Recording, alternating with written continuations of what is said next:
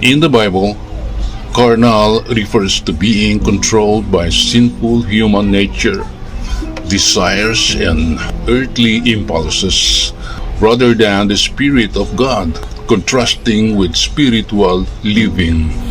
It describes Christians acting immaturely, driven by envy, strife, or lust, like the Corinthian church Paul addressed, but its state believers can move out of true God's power, as even Paul struggled with this fleshly side.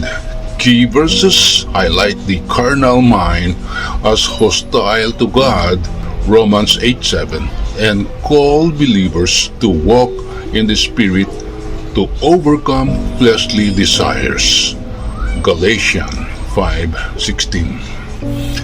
Moving beyond carnality. Number 1.